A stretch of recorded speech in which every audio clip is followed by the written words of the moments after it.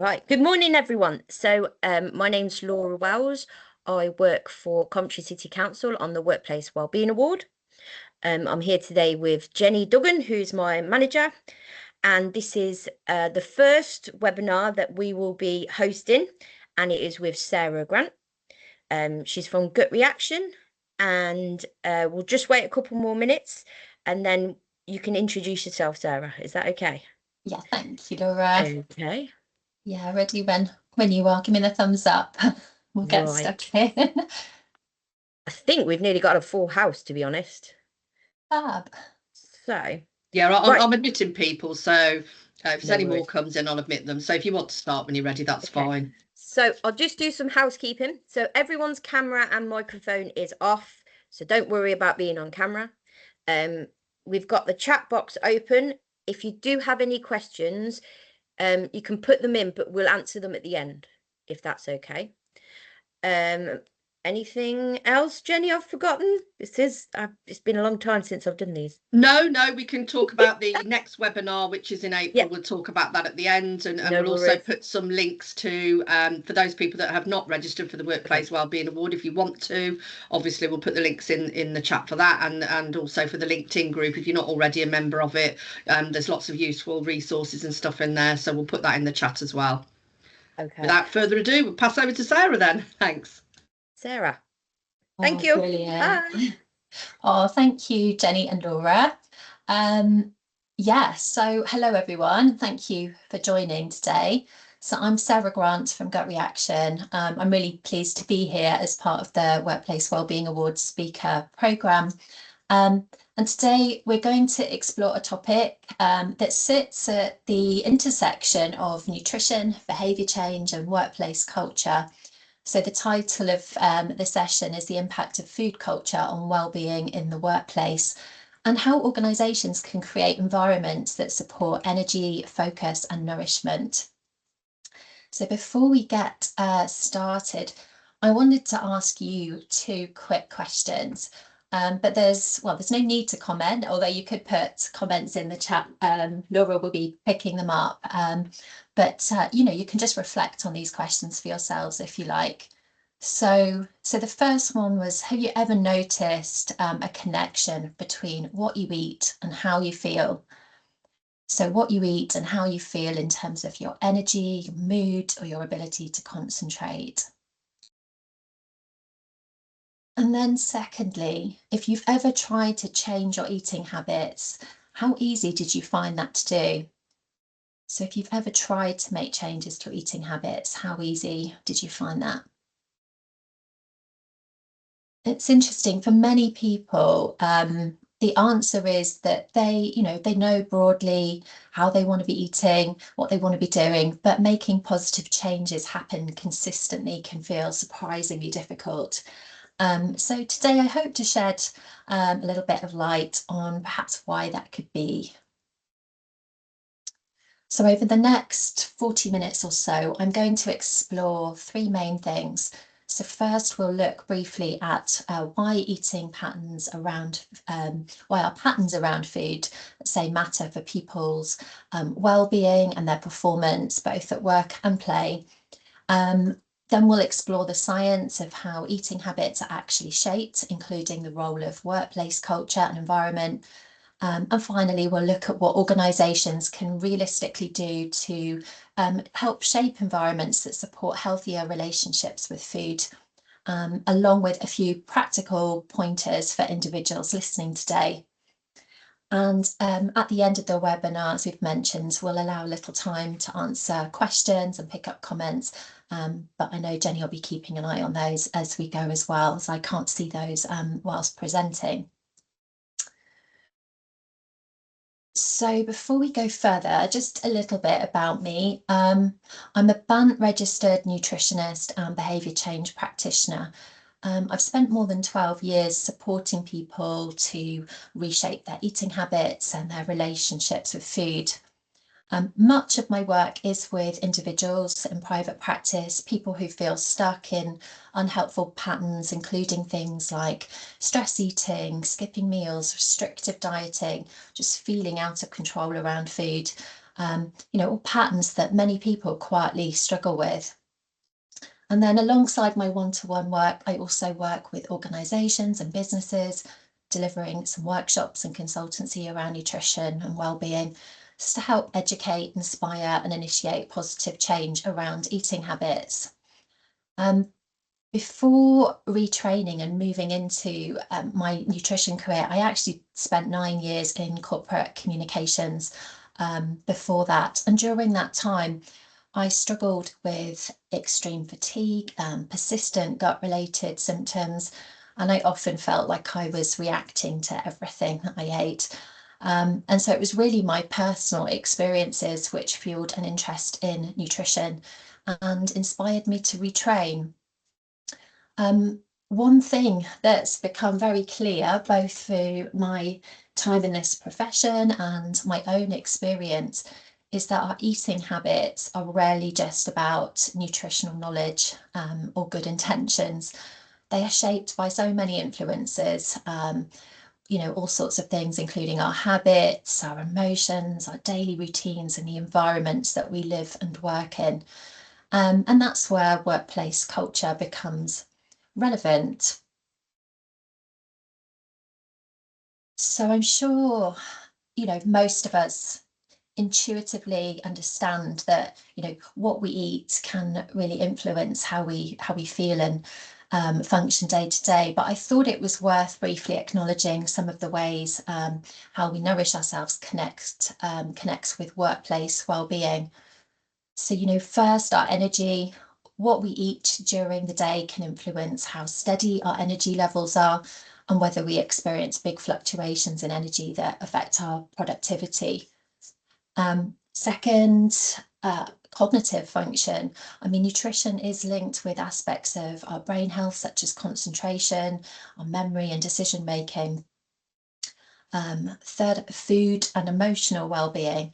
So this is a big one. Food can really influence our mood and feelings of like stability, particularly if, our eating patterns are quite irregular. That can play into it. And at the same time, of course, how we feel, especially, when we're fatigued or highly stressed, that can all really influence our eating habits. So it's quite a two-way connection between food and mood. Yeah, and more broadly speaking, our relationship with food itself plays quite a major role in our enjoyment and satisfaction in life. And then finally here, nutrition also contributes to longer term health resilience, including playing a part in our immune function and our recovery from illness. So there's a lot there, but as I share all of this, I guess I also want to emphasize that my nutritional philosophy isn't actually about that kind of perfect healthy eating or adherence to kind of any strict food rules. I mean, those kind of extremes in my view aren't necessary to have a meaningful positive impact on health. So in my work with clients, our priorities are actually often much simpler: eating enough food, having balance and variety to meet nutritional needs, and developing a relationship with food that actually supports energy and well-being rather than stress or restriction. Because I think when food becomes, another source of pressure or judgment, it rarely supports well-being. So yeah, given the connections between food and health and well-being, when organisations, want to think about supporting the well-being of their people, it really makes sense that eating habits are part of that conversation. But I think the question becomes, how can it be approached in a way that actually makes a difference, that actually works? So before we get on to some ideas around this, it can help to understand a bit about the science of habits and behaviour change. So habits are the small actions that we repeat regularly, often without consciously thinking about them. So they become, literally wired into our brains through repetition.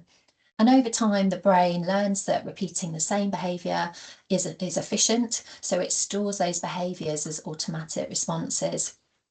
And that's, really helpful in many ways. It allows us to move through life without constantly, making so many decisions. But it also means that changing habits can feel surprisingly difficult because we're trying to rewire patterns that have become pretty automatic. And, that's one reason why simply telling people just to eat healthier or, providing education alone rarely leads to lasting change. So I believe one of the most kind of useful models for understanding behaviour change is called the COM-B model, which is quite a well-renowned model that's widely used now in health promotion. And COM-B suggests that behaviour is influenced by three main factors. So capability. So this refers to our level of knowledge or education and our actual skills to perform a behaviour in the first place. So thinking in the context of food and eating, this might, for example, include things like kitchen skills, having a level of supportive nutrition knowledge. It might also just be worth thinking around the edges of this, considering how things like, poor sleep or chronic stress could impair cognitive functions such as, decision making and self-regulation and impulse control. So they could actually, could be considered as factors that influence an individual's capability. Opportunity. This refers to the environment around us and encompasses not just the physical aspects of the environment, but perhaps the time we have available, affordability, food, social aspects, convenience, cultural norms, and the social support system we all have. So all these things that kind of wrap around us and our eating behaviours, enabling our habits and our patterns to be physically possible. And then motivation. So this refers to the reasons we want to take action. So essentially all the conscious and unconscious cognitive processes that directly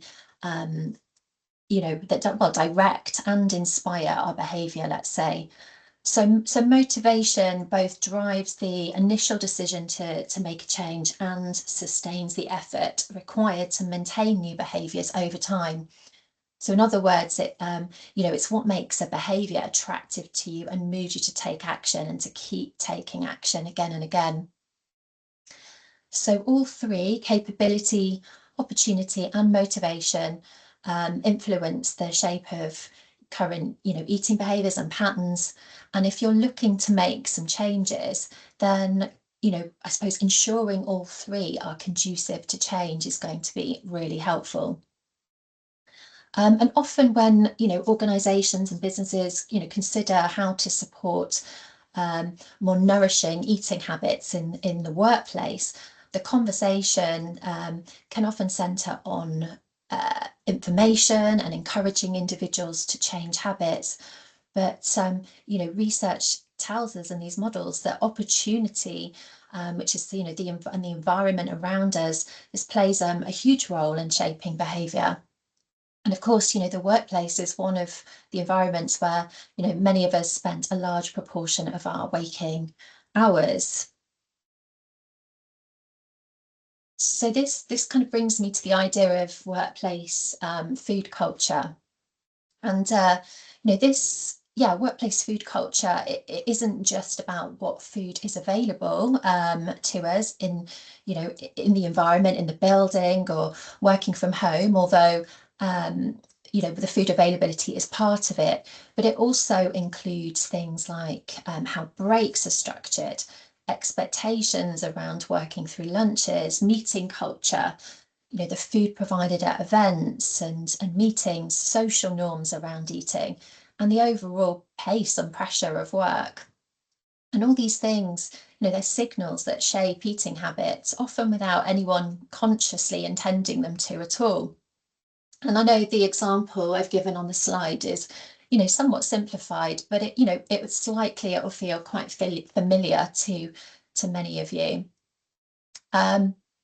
So yeah, notice from this, like how easily choices get shaped by time pressures and meetings and convenience and availability, and social norms, and I guess, with the example, it's not to say that drinking coffee, eating birthday cake or biscuits are inherently bad choices, either. That's not my point, but it's to draw attention more to how much our choices can be shaped by the culture and the structure of the working day.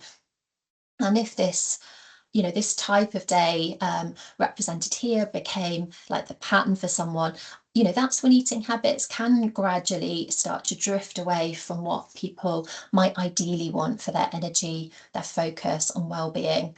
So, for example, if meetings are routinely scheduled over lunchtime, people will end up skipping a lot of meals. If the culture encourages working through lunch or eating at your desk, lunch is going to be rushed and distracted most days. If long hours are the norm, convenience food is going to become the easiest option.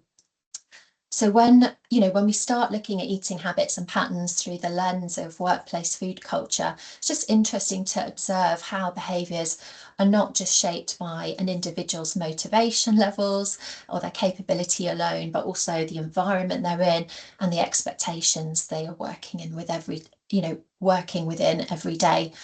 And this is where things can sometimes be tricky, because many organisations genuinely want to support nourishing eating habits as part of their well-being strategy, but even the most well-intentioned approaches that are taken often don't land in quite the way intended.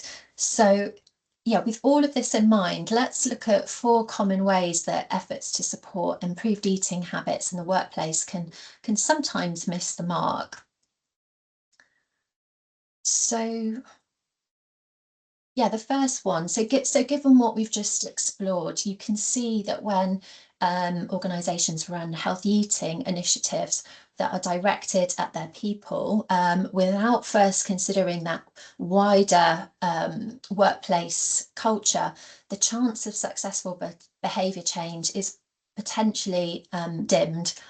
So again, if people are routinely working through lunches, meetings running across meal times, there's little space for breaks, and even the most, motivated and well-informed employees may struggle to make good food choices or eat well during the day.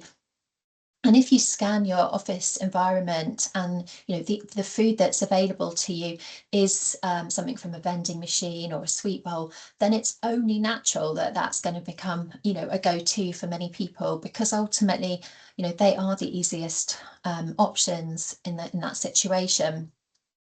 So I guess the point here, before running initiatives encouraging individuals to change their behaviour, it is worth asking, is the environment making those behaviours possible? So number 2, this one's interesting, because while there's definitely an opportunity for organisations and businesses to create a positive environment and culture that supports nourishing eating habits for people, there may also be a balance to strike. So another challenge is when the healthy eating messages an organisation puts out feels overly prescriptive or overly virtuous. So when messaging about health and food becomes moralising or too controlling, it's interesting, people can feel a little bit judged or resistant. So research into eating behaviour reveals the value of choice and autonomy, and how people's intrinsic motivation is positively associated, with natural, intuitive eating patterns, whilst controlled motivation from extrinsic or external pressure is negatively associated and far less likely to lead to sustainable outcomes. So interestingly, trying to make the food environment too explicitly healthy or forcing healthy eating initiatives in ways that, perhaps feel a bit prescriptive or pressured or policed, that has got potential to push some people further away rather than to draw them in.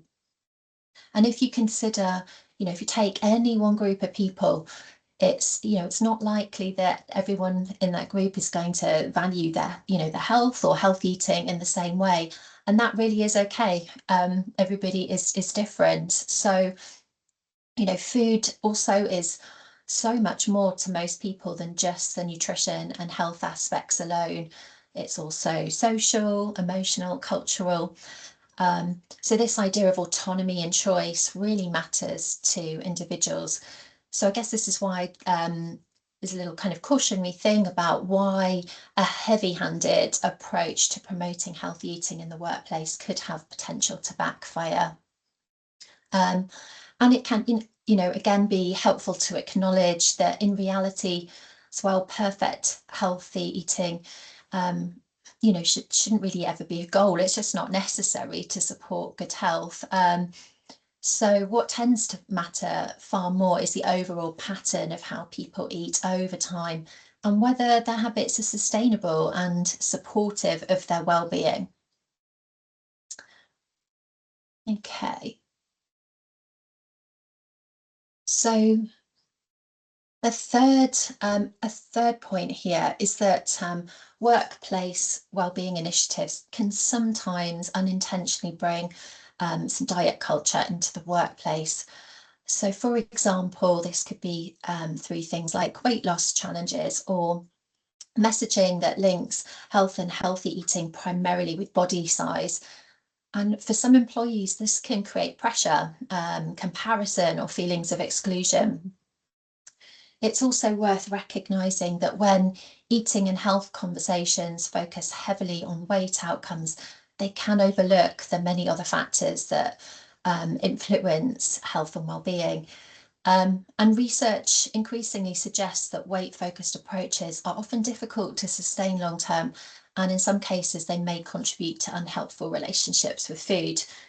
So for this reason, I think many organisations are becoming just that bit more mindful about how food and health are discussed in workplace wellbeing initiatives and are keen to ensure their approaches are inclusive and not overly focused on weight outcomes.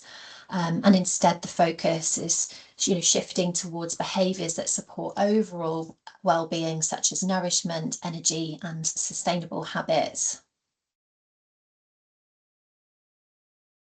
And lastly here, finally, some organisations do rely quite heavily on general healthy eating messaging and advice in that bid to inspire people to take action. So this might be content delivered in newsletters, emails, internet articles, perhaps talks. And while this may seem like positive action, and it really can be, information alone rarely leads to lasting behaviour change. I think 2026, most people, not everybody, but many people already have a pretty broad sense of what a balanced diet could look like. And so I find people, many people saying to me, I know what I should be eating, I just can't seem to make it happen consistently. And as you've already learned, that's because eating habits are shaped by far more than knowledge. So as we've explored again through the COM-B model, behaviour is influenced by opportunity, motivation, and environment as well. There's also a huge amount of nutrition information circulating today.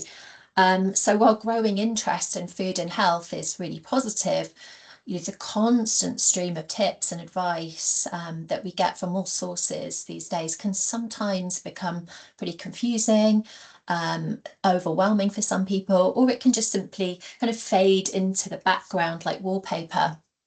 So another challenge is that workforces are incredibly diverse. So people bring very different backgrounds, values, circumstances, and relationships with food to the workplace. And when healthy eating messages are too generalized, they often fail to resonate with anyone in a meaningful way. So and finally, when organisations share nutrition-related guidance internally, it can be really tempting to ask, an enthusiastic employee or a wellbeing champion to create that content. And while their intentions may be excellent, I would just say without professional training, there is always a risk that, you know, personal beliefs about food are presented as kind of universal advice, or, you know, perhaps without the nuance or sensitivity that nutrition topics often require. So yeah, at this point, I just have another reflective question for you guys. So again, something to think about, which we could pick up at the end. I was just curious about, you know, have you, struggled to help your employees or colleagues make long-term changes around their eating habits? Is this something you've worked on? And if you've been successful, I'd love to know again at the end of the webinar, you know, what is working where you are. Okay, so hopefully the challenges I've just explored, you know, highlight some of the considerations organisations might want to keep in mind when thinking about eating habits as part of a workplace wellbeing strategy.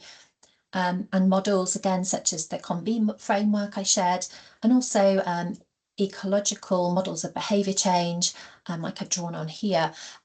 These highlight that our habits and health behaviours are shaped by this combination of factors. So when an organisation is thinking about supporting nourishing eating habits in the workplace, it can be really helpful just to look at things through these kind of three interconnected levels.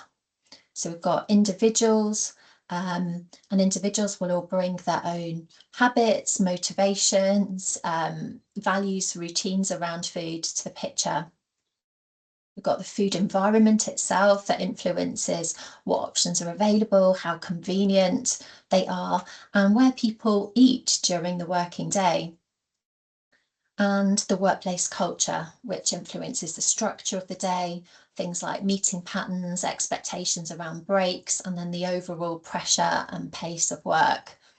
So when these three kind of tiers, levels are considered together, it becomes much easier to create conditions where balanced eating patterns can develop and be sustained.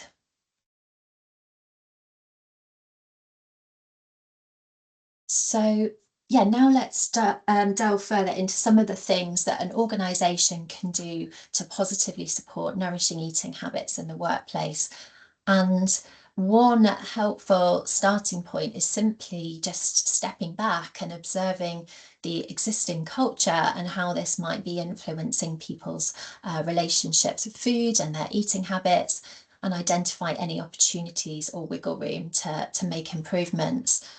So you might be kind of asking questions as a business like, you know, do our people feel able to take breaks during the day?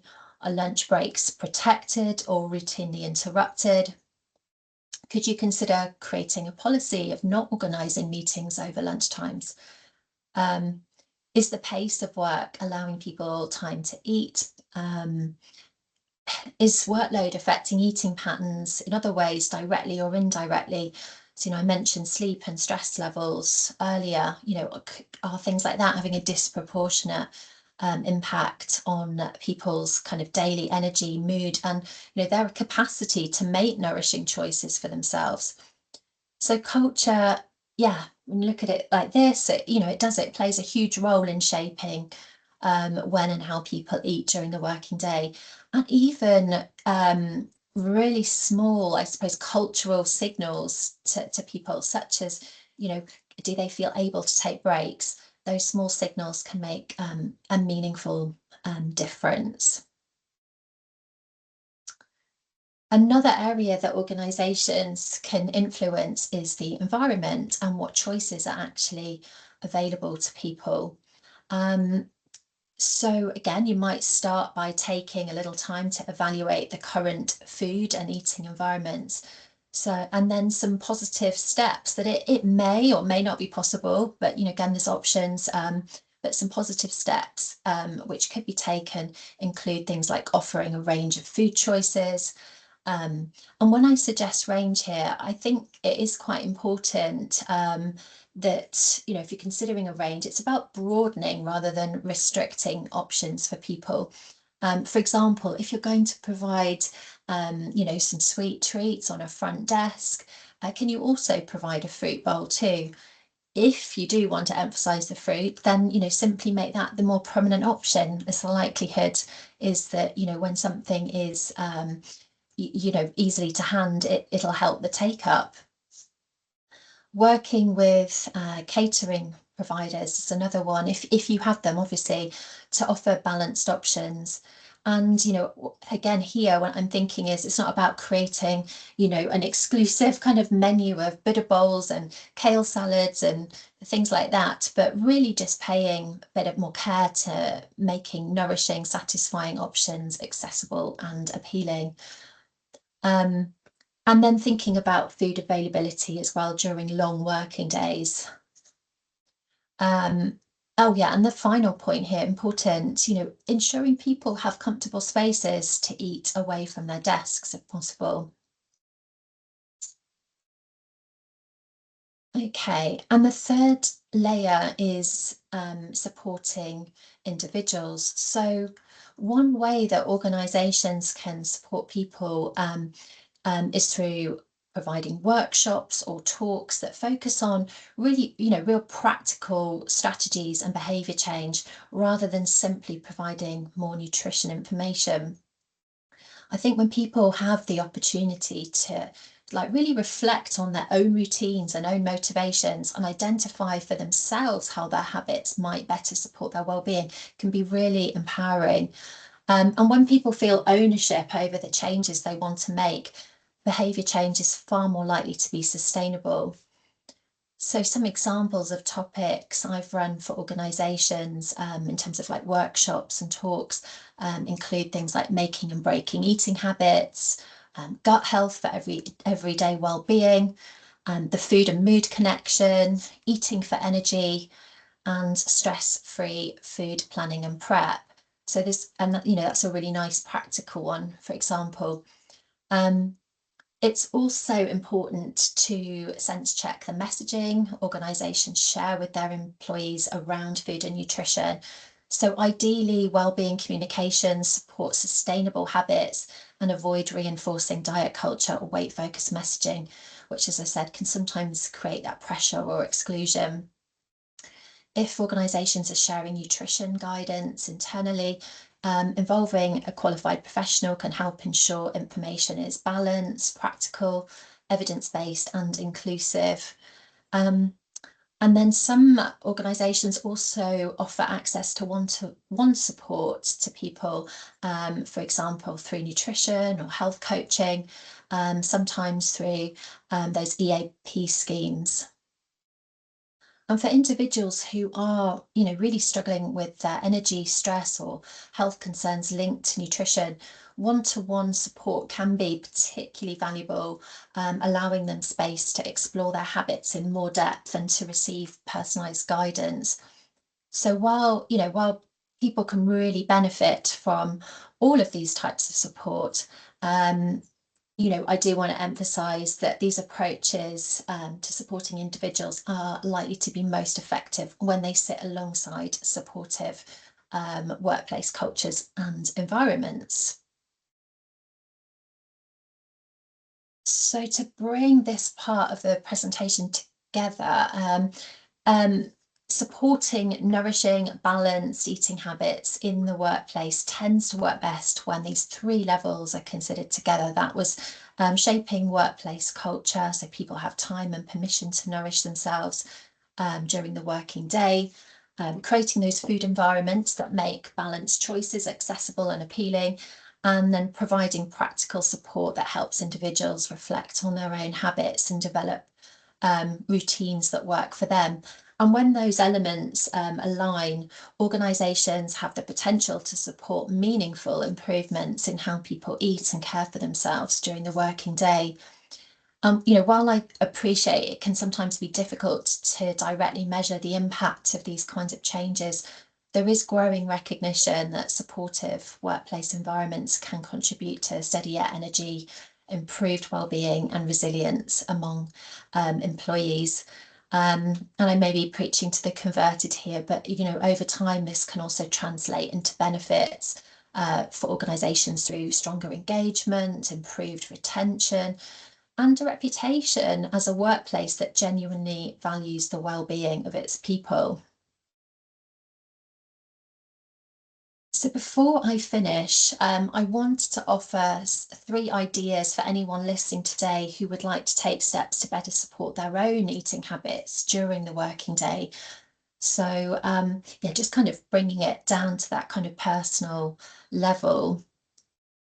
So yeah, one of the most helpful things that I believe you can do during a busy working day, is to protect some time to eat without multitasking. So eating at your desk, or having very long gaps between meals can, these can be such easy habits to fall into in an office or working from home. And sometimes regardless of whether your workplace culture is a supportive one, or whether it's not. So try to create your own kind of personal, intention around this, and protecting a bit of time. For many people, long gaps without eating can lead to those drops in energy, drops in concentration and mood. And if we do eat, but we eat whilst we're focused on other tasks, at our desks, our sensory experience of food is just going to be greatly reduced. And when we don't experience our food fully, it can be so much harder to feel satisfied by the meal we've eaten, which can increase the likelihood of reaching for additional snacks later. Taking even a short break away from your screen to eat helps you engage more fully with the food you're eating, improves your satisfaction and your appetite regulation. And also, when we slow down and are actually, kind of more present with the food that we're eating, we also support this, gut-brain connection and our digestive processes. So, this kind of act of engaging these systems, and chewing more, this can all help reduce bloating, for example, and minimize those post-meal energy dips that so many people experience during the afternoons. So I know that many people will, can find the idea of making space to eat during the working day pretty difficult. Sometimes it just genuinely feels like there isn't time to stop. But, protecting some time to eat doesn't necessarily mean, having that full interrupted lunch break every single day. It might simply mean creating small pockets of space where possible, even stepping away from your desk for 10 minutes to eat without those emails or screens. So a question I, sometimes ask people is, what is one small thing that could make it that little bit easier for you to protect some time to eat away from your desk? And for some people, it actually helps to block lunch in their calendar, just as they would any other meeting. Others might link, eating to another routine, such as stepping outside for a short walk. And as I said, even those small pockets of time away from screens can make a meaningful difference to how satisfied you feel after eating and how steady your energy is. Okay, so yeah, my second point here. So food is, it can often be quite a lovely social part of workplace culture. And in many offices, there are birthday cakes, there's sweets available at reception, which can become kind of talking places, or kitchens, biscuits in meetings, or treats brought in by colleagues. And these moments can be really enjoyable and help create connection. But I know for some people, they can feel quite tricky to navigate for different reasons. So, for example, some people feel like they just should join in, simply to be polite, even when they don't really want the food that's there. Others can feel quite overwhelmed around these types of foods and worry that once they start eating something sweet, they won't be able to stop, or that they've somehow blown it. I've often heard people say that, they find themselves caught up in an internal dialogue around, sweeter foods that runs a little bit like this. I shouldn't really have this, but it's here now. Oh, well, I've already had one slice, so I might as well keep going. And, you know, whilst these kind of individual challenges with food are often best explored in a, you know, personalized one-to-one way, one helpful starting point I really wanted to offer you, if this is resonating for you, is just to remember that you're always allowed to make the choice that feels right for you, in that moment. And so, you know, sometimes that choice might mean enjoying the cake with your colleagues, and other times it might mean politely saying no if you're just not hungry or simply don't feel like it. I mean, in reality, most people are far less concerned, about, you know, what we're eating than we imagine.